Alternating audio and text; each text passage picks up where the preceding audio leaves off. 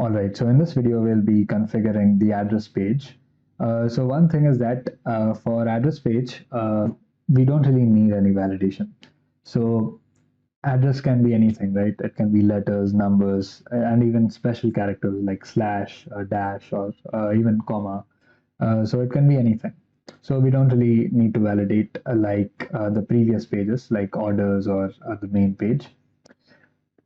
And the second thing is we'll have to send these two messages, and depending on your use case, it can be different things. But we'll be sending these two messages. One is thanks for shopping with us, and the second one is like whatever the cake that they've ordered, we'll just type in that cake's name. So your order for the dark forest cake has been received and will be delivered within an hour. And finally, we will add this specific order to orders. Like, what does that exactly mean? Is that, let me just go to MongoDB to demonstrate this. So as you can see, this is our database. Now, initially, we have created two things. One is users as well as orders. So for people who deliver, they don't really need to see like which page the user is in or what messages he has sent. They just need to see what are the orders that I have to deliver and when I have to deliver and where I have to deliver, right? So just when, where, and what is required for them. Right. So that is what we will be inserting in the orders page. So this is mainly for a quick overview of what things are pending, right? What orders are pending. And once the order is delivered, we can just delete it or we can also automate it, right? So the main thing is to mainly insert it.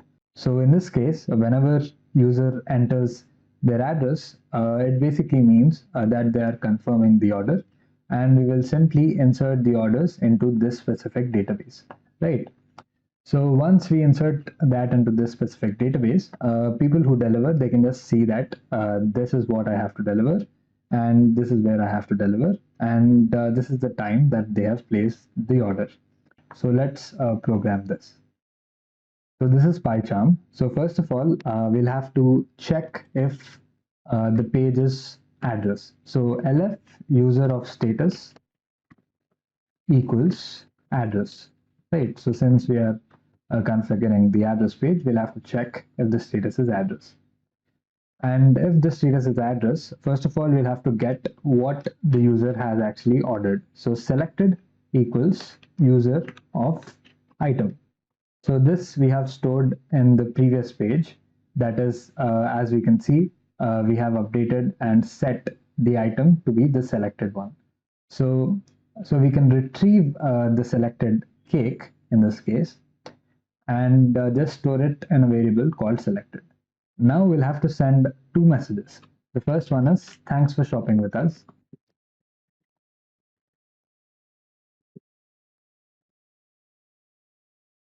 And the second message is your order for the red velvet cake or the cake's name. The cake's name can be retrieved using this selected variable, and we will be using the f strings to use variables inside strings. So just have curly braces and then type in selected, right? So now we can actually access whatever cake they have inside the string. So your order for this specific cake has been received and will be delivered within an hour, right? So once we do this, the main things are done.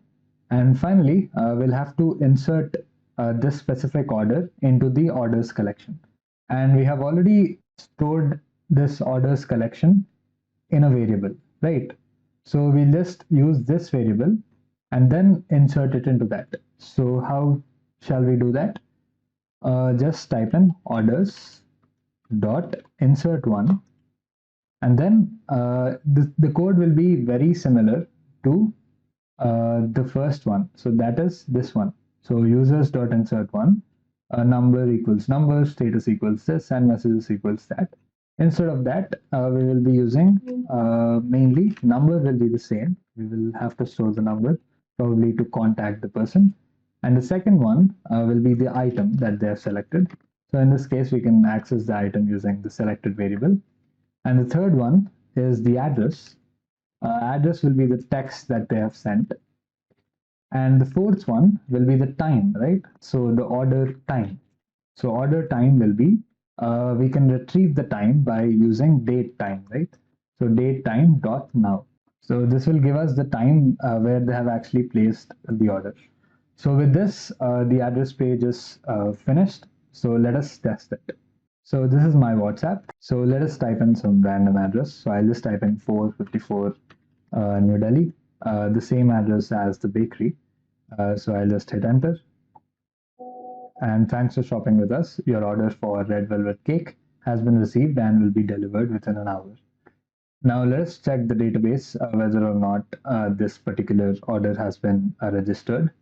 So let me go to MongoDB and let us refresh. So as you can see, the order has been received. The item is received. We have the address as well as the order time. So we have pretty much everything that is needed to deliver our cake, right? So with this, our main flow has been completed, right? So this entire main page has been completed, ordering page has been completed, and the address page is also completed. So with this, the main project has been completed. But there is a little bit which is left. That is, once they have finished their order, they should be able to place multiple orders, right? So we'll be doing that in the next video, right? So I'll see you there.